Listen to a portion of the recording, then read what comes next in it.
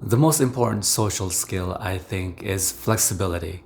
And you'd be surprised, most people don't actually have this. The important aspect of flexibility is your ability to play with and interface with and recognize that most people, actually everyone, is unlike you. Even people who are born in the same community and same family as you could have radically different moral codes and ethical codes as you. And the important social skill is the social tools that you have to be able to interface with them, to be able to interact with them, and to recognize that there's a wide gamut of people with likes and wants and desires. And the most important aspect, like I talked about in the previous video, is their ability and preference in communication and receiving communication. You may receive and communicate and share communication in one particular way that may not be appreciated by other people because they may receive communication differently, even if you speak the same language. There's an idea I teach in Great Relationships University, and the idea is for the very beginning, the very premise of great communication is number one is that two people must want, or more, must want to communicate. That's the very number one. Otherwise, it doesn't really matter what the communication is. If two people don't want to communicate, none of it matters, because the second aspect now comes into play. When two people want to communicate, the second aspect comes into play, which is that words intrinsically have no meaning. Words, in and of themselves, by themselves, without context, have no meaning. In other words, context must be established, and the recognition that because two people want to communicate, they will want to use tools to be able to communicate.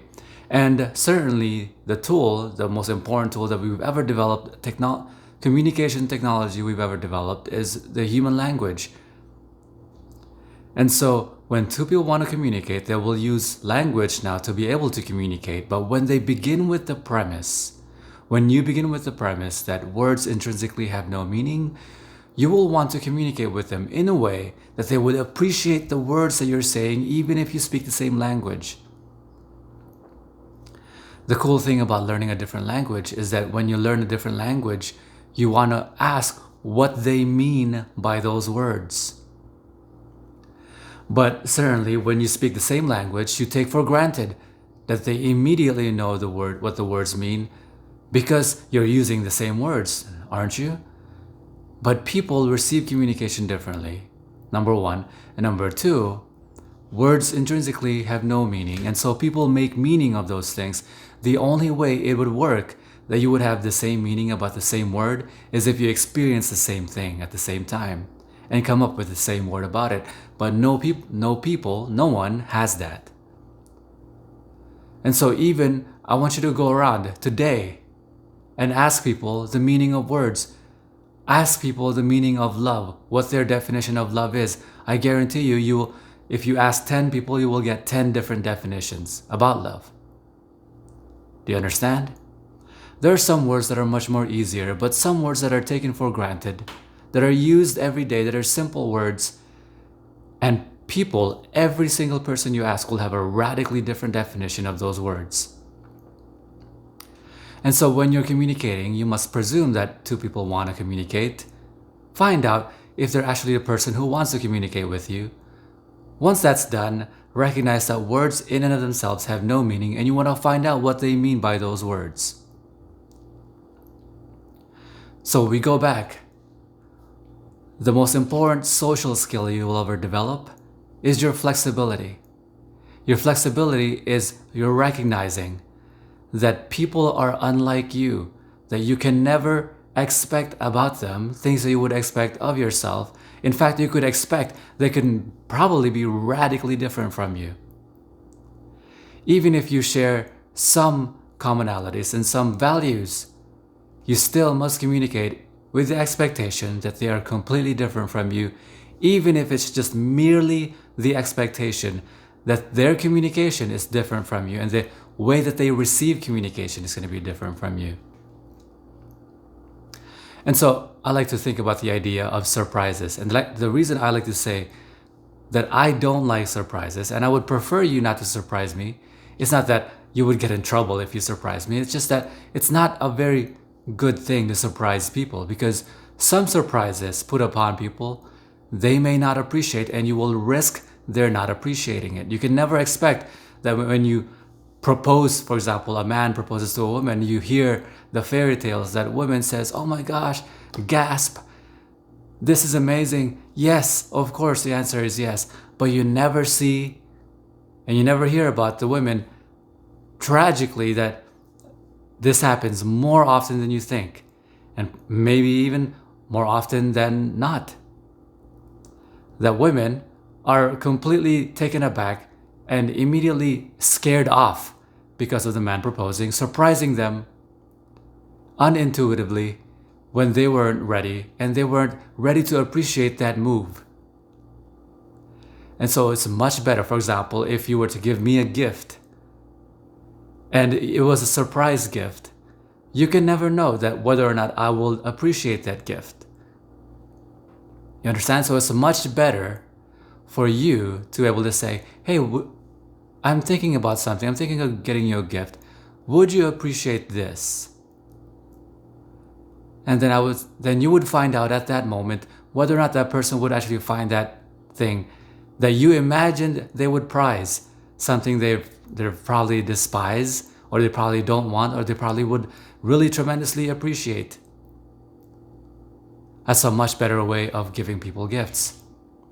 And so we go back to flexibility. Flexibility is your ability to recognize and appreciate and expect that people could be radically different from you. And in fact, you could pretty much expect it because they probably are.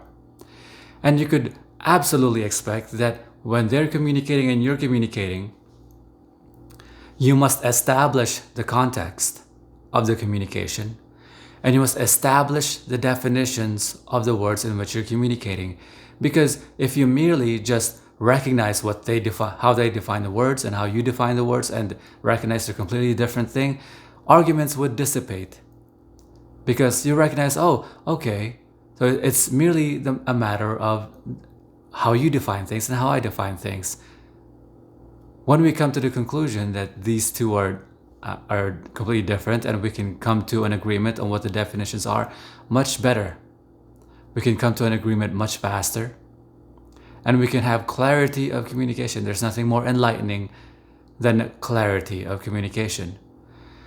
If you want to learn more about flexibility in your communication and really a lot of social dynamics skills, social skills, and personal enlightenment techniques and strategies, and relationships techniques and strategies, go to greatrelationshipsu.com. I'll provide the link in this video. And to support this video, to support me, and really for you to benefit some of your followers, share this video with them. And you might think that what you're doing is you're propagating Rowan John's message, or you're propagating Rowan John's brand, but what you're really doing is, I want you to think about it. When you share things, other people, DJs, seldom do DJs have their own songs. But they're really, really famous because they're really good DJs, mixers of songs. Now, when you share things on your social media feed, whether it's on Instagram, Facebook, YouTube, whatever the case is, they're not going to say, "Oh, Rowan John is awesome because I found this information." They're going to think you're awesome because you are the DJ of the information. And they're going to think, "Oh, this guy's awesome. You are awesome because you shared this valuable information." So think about that when you're sharing information. And I want you to share this video because someone who is following you, you never know, might appreciate this information. And it's good for me too. I appreciate that. And like this video, comment below if you have any thoughts. I would love to hear them and interface with you, communicate with you with that flexibility. And again, if you haven't subscribed to this channel already, I do a video every other day. Subscribe to the channel.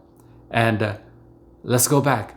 Flexibility, again, is your ability to play with, interface with other people with the recognition that they can be completely different from you, even if they're born in the same community, same family as you, could have different moral codes and ethical codes as you. And you're recognizing that allows you to play with other people with the ability and the social tools, social skill sets to be able to communicate with them, appreciate them, and they feel appreciated. And that's the most important thing that anybody could ever feel. That's the most desired thing that people want, is that they feel appreciated. Talk to you in the next video. Bye-bye.